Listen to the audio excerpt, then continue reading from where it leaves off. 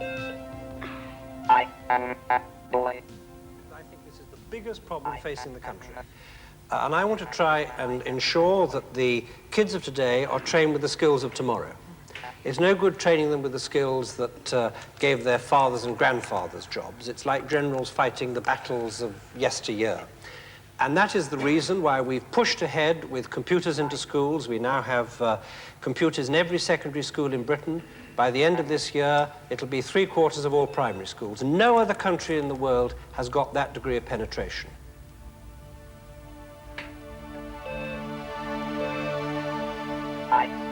I want youngsters, boys and girls, leaving school at 16 to actually be able to operate a computer. And a lot of their lives are going to depend upon that.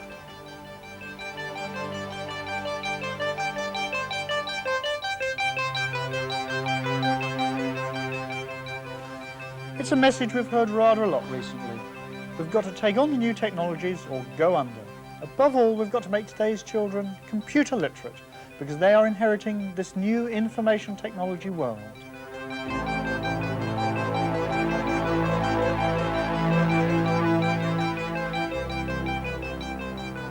The computer has transformed some jobs and removed the need for others.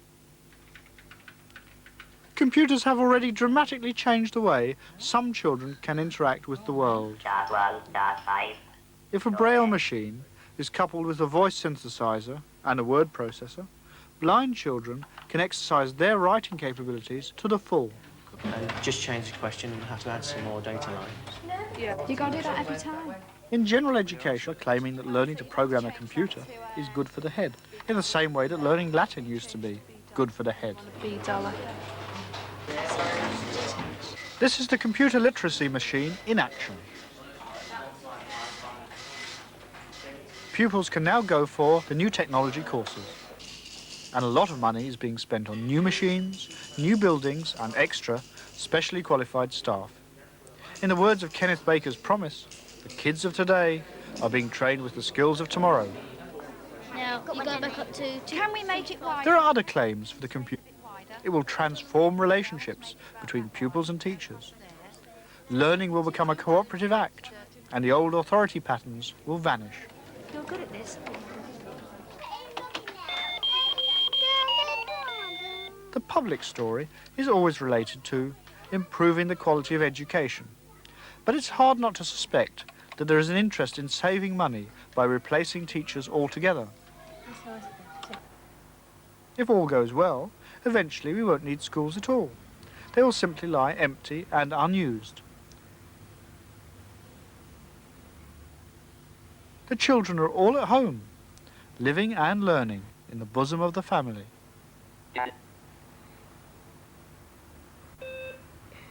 I like my mum and dad. The public promises that politicians make about education make me nervous. I get especially uneasy when they deal with the areas I understand, information technology and computers. This programme began with a promise, a boast and an implied threat from Kenneth Baker. The promise is that British school leavers will be able to operate computers. The boast is that Britain leads the world in school computer ownership. And the threat is you don't get tomorrow's jobs without tomorrow's skills. The promise is very vague. What does learn to operate a computer mean? Switch it on, ask it questions, program it? The boast is silly. Britain leads the world in underpowered microcomputers.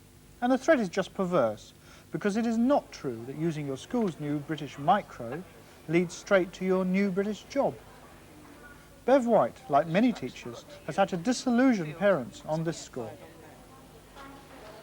Print.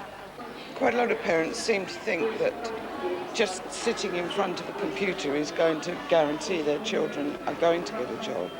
Certainly being familiar with using computers for various activities is good for them. But then on the other hand, not everyone is going to be using computers, not everyone's going to be programming with computers.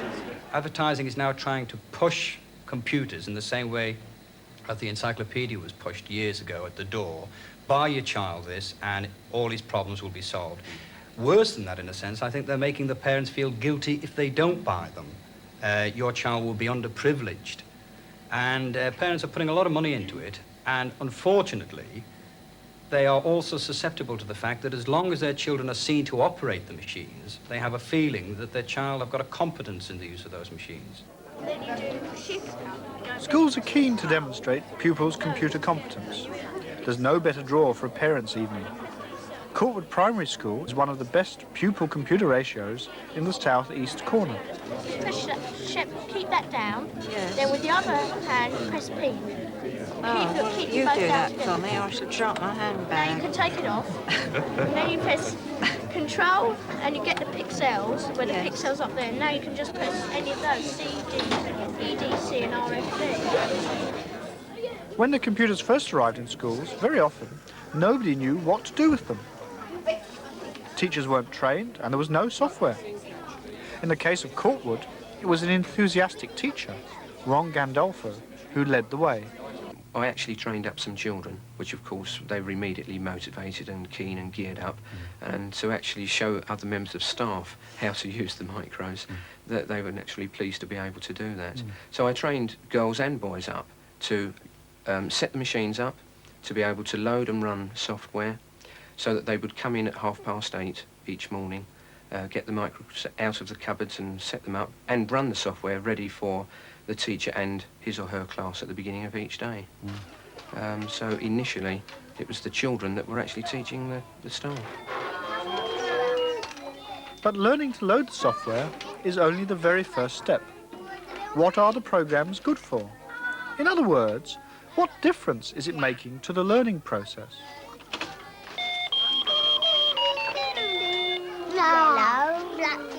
The programs the children are using in this infant's class are just variations on traditional classroom work. Never seen a white hat before on the white hat. You can't make a window. Yellow. Yellow. Black.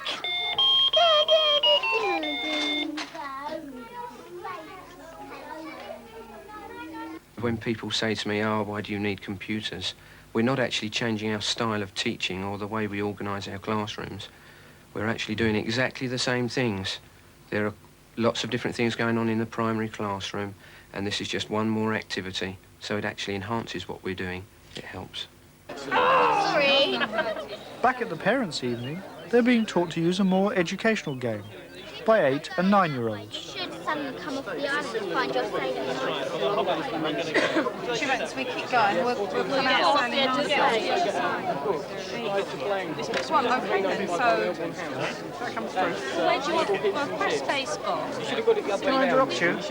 Yeah. Can you tell us what you're doing? Well, we're playing this game called Into the Unknown, which is like an adventure game.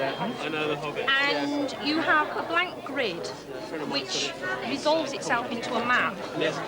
You start somewhere in the middle of the grid, and then the computer tells you where you are, and then you have to make the decision of where you want to go, and then the computer tells you what you found there. At the moment, we're stuck in the jungle, and we're losing points rapidly, whereas before, we were doing quite well.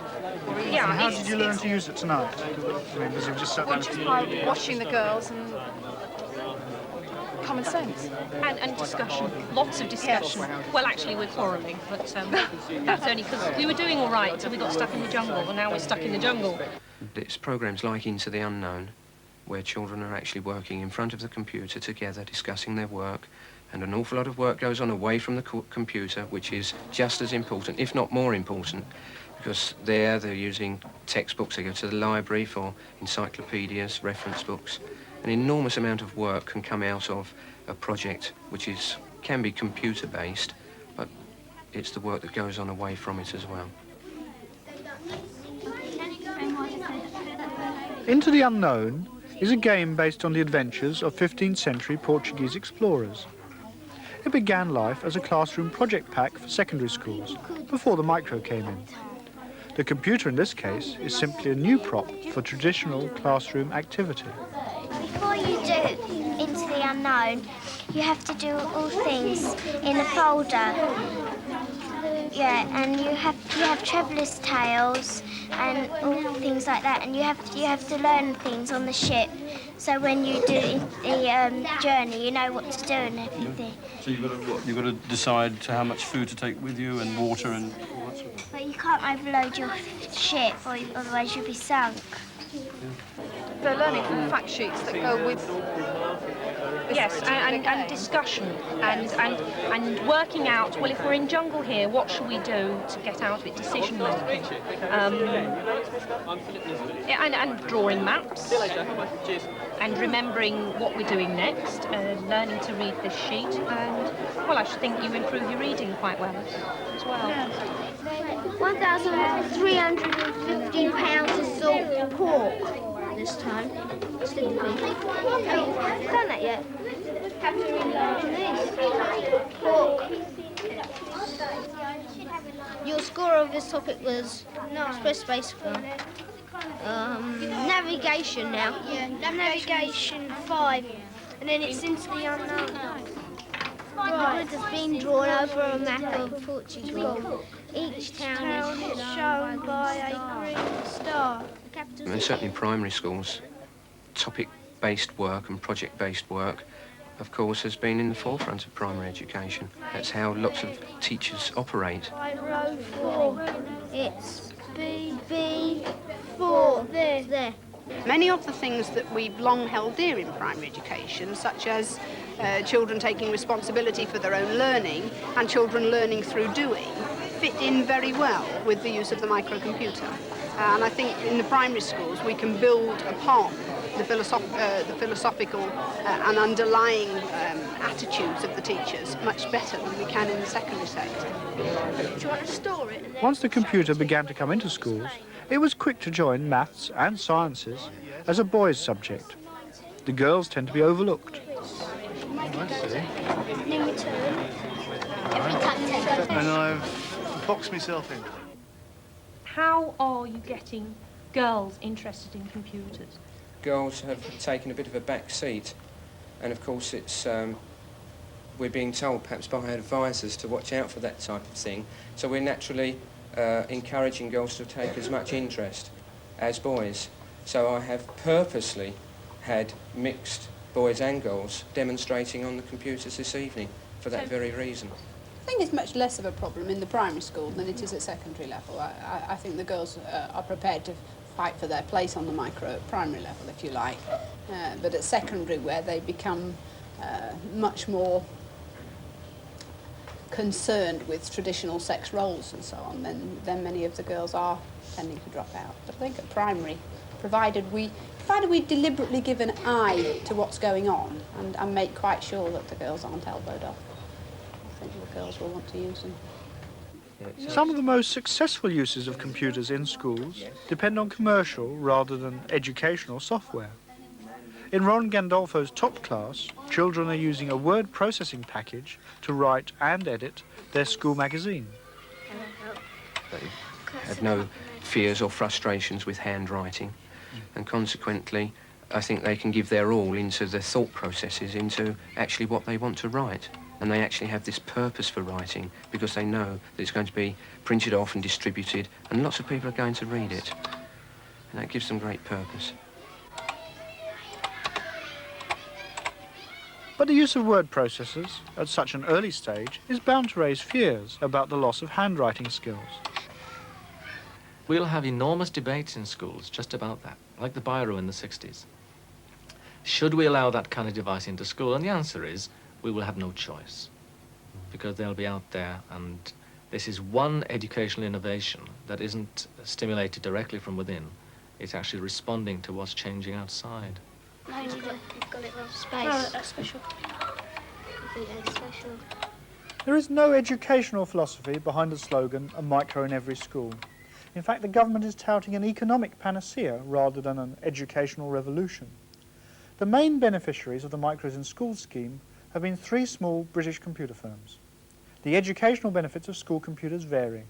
Whilst Corkwood uses computers in imaginative ways, it is not perfect or typical. Plenty of primary schools put computers to unimaginative and boring uses, for example, to do arithmetic drills or issue dinner tickets. And when we get to the secondary, Micro is often restricted to older boys, or if you're lucky, older girls and boys for exam classes. Much examined computer studies is a dreary mishmash of out-of-date industrial information, binary maths, and the learning of eccentric programming languages like BASIC. The chaotic situation in the schools, where a 10-year-old may do interesting programming projects and then wait 3 or more years before touching a computer again, is mirrored by the patchy provision of teacher training. At Croydon, they are trying to liberate the micro from the Computer Studies department. Here, secondary school teachers from all subject areas spend half a day a week, spread over 6 months, learning to teach a new subject called information technology.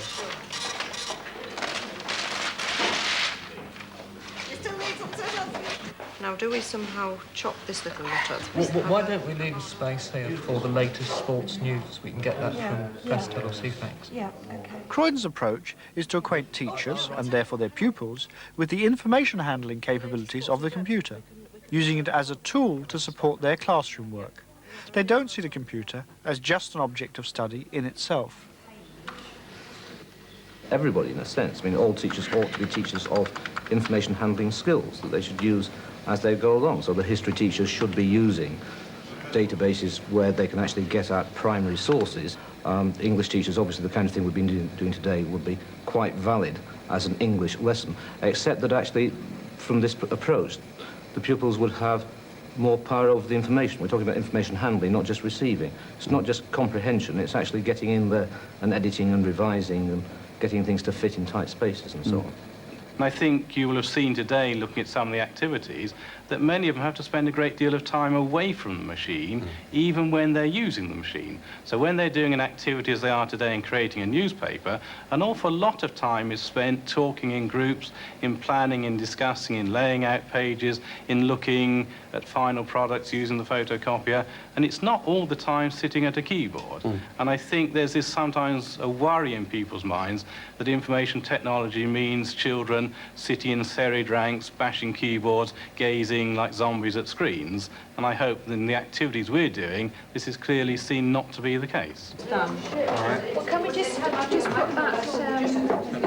bottom bit on there? Yeah. I've got room here, look. Yeah, to protest about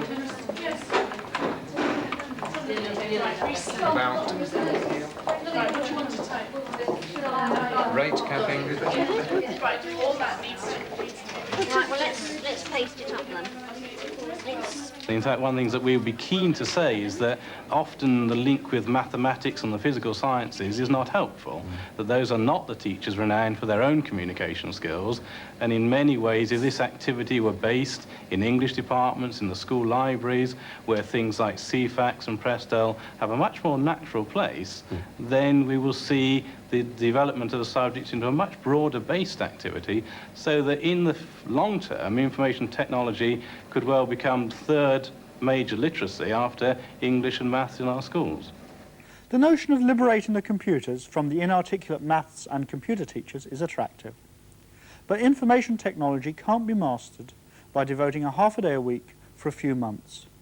In fact, the vast majority of teachers, including the computer specialists, do not understand the fundamentals of modern computing. And this worries them because it is now clear to teachers that the ability to use information technology will very soon be as important as reading, writing, or arithmetic. The teachers know that they don't even understand these new areas well enough to apply the new skills themselves, let alone teach them to their pupils. If any training is being given in IT, it is totally inadequate for the purposes of teaching the subject. There's a lip service being paid to in-service training. It's teachers having really to do it themselves. Many courses now are being set up whereby teachers have to teach teachers and have to pay for the privilege of doing it by having to give up time and yet still have to carry their own commitments outside of school. I think that is very worrying.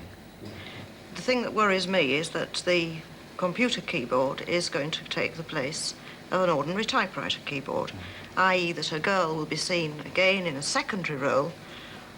You look at all the posters, etc., the IT posters, it's always the man standing there in the white coat and the little girl sitting at the keyboard actually doing the work while he's there looking important. I think the Space Invaders and Defender games have had a lot to do with it as well. Boys see this and I think they're far more aggressive. They tend to go for this sort of game far more than girls. And girls sort of shy away from it. And I don't think that helps. I think we have to be positive in our discrimination to try and encourage girls and encourage parents to help girls to use computers. I think they have been discouraged by this.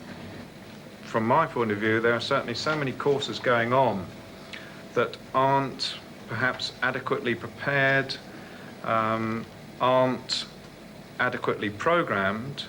So really we feel in a bit of a state of muddle. We are very well motivated to learn, otherwise we wouldn't spend out of school time as well as our sort of 1.5 hours of school time on the course. Each week it's 3.5 hours of our time on the course. So we are highly motivated to learn something. But I just don't think government or education authorities or whoever are supposed to be organising these courses are putting enough resources into them. Teachers very badly need proper training and the time and facilities to support the development of skills in information technology. Apart from learning about a rapidly changing area, teachers face a variety of hard questions which they have to solve themselves and are expected to answer when parents ask them. For example, which computers should be bought? Which software is valuable and useful? In fact, both parents and teachers now find themselves equally unable to answer these same questions. Do you feel that there is enough commercially available educational software at the moment? For the computers we have in school? Computers in general. There is an enormous amount of educational software available, and part of the job of the Teachers' Centre in Croydon is in fact that they stock a far greater range than we have here. So it's our job as teachers to go to the Teachers' Centre, see what is actually available and pick and choose the software that we would like to use in our schools for a particular situation.